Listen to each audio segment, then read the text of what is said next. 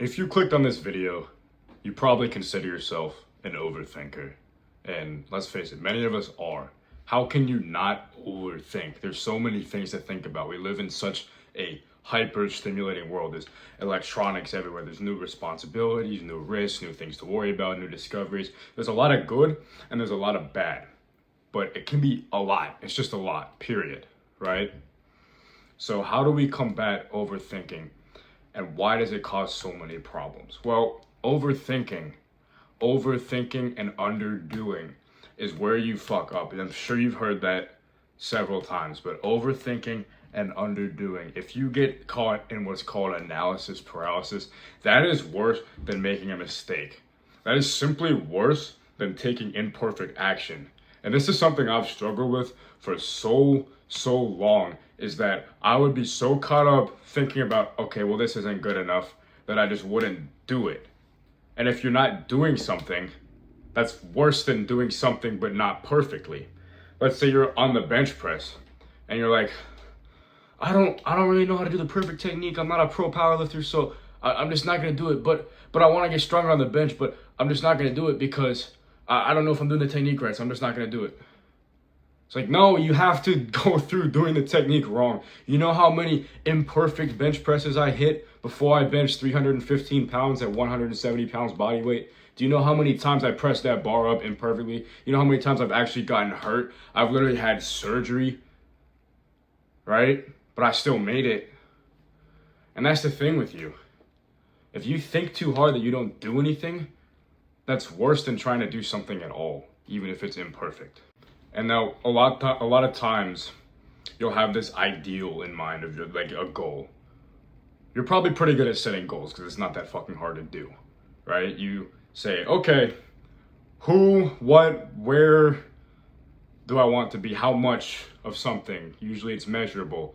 If you know how to set good goals, usually you try to attach some measurement onto it. Like, for example, for me, I want to bench press 405 pounds, right? Or I want to have a net worth of $100 million. Those are goals. Those are measurable, tangible goals, right? But the problem is when you see the distance, you perceive distance between yourself and that goal, and you're like, holy shit, there is a lot that I have to do. And then you start to overthink.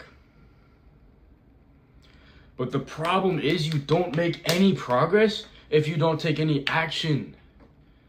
And when you allow the overthinking to block the action, you get nothing done. You get nothing done. There have been so many times where I missed out on personal growth because I just didn't do something because I was overthinking about it. Like, take, for example, making content like this video you're watching right now. I'm way farther behind growing as a content creator than I want to be because of the months that I spent just saying like, oh shit, well, this video is not gonna blow up, so I'm just not gonna post it. Or I don't know what to do today, so I'm just not gonna post a video. Or I don't have any like creative thoughts. I should have just done something because it would be better than nothing, and I would have learned more. If I didn't make tangible progress, I would have made personal development progress. Does that make sense?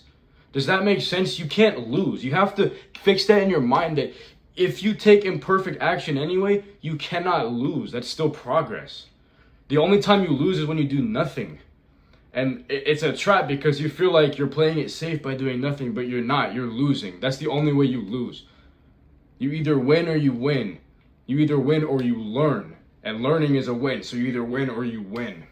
So even though the path to your goals isn't going to be 100% clear, you know where you want to be. That's clear. But the road there isn't as clear. You have no idea how long it may take, but one thing I also invite you to do is you have to be okay with it taking a long ass time. I remember when I first hit my 225 bench in the gym, I'm using gym examples a lot because that's very tangible. It's like you move the weight or you don't, you know? That's very tangible, so I'm using that example a lot. But when I first hit my 225 bench when I was 17 years old, I said, okay, I want 315 by Christmas. And I think it was like June or something. Now that's a ridiculous goal. And I ended up hitting it 2 years later. But I still hit it. And honestly, I was even happier because I spent 2 years grinding for it instead of 6 months. And it just meant that much more. But you have to be okay with the amount of time it takes to get somewhere, maybe being a little bit of a question mark. Obviously, this doesn't always apply, but in general, you're gonna have to be okay with doing whatever it is you're doing for a long time. And if you set a goal, let's say in like starting a business for something, and you don't even really enjoy it, you're not even really passionate about it, maybe it's time to think about something else, right? Because mine is centered around fitness and personal development and helping young men. And that's something that I've forever been passionate about and forever will be.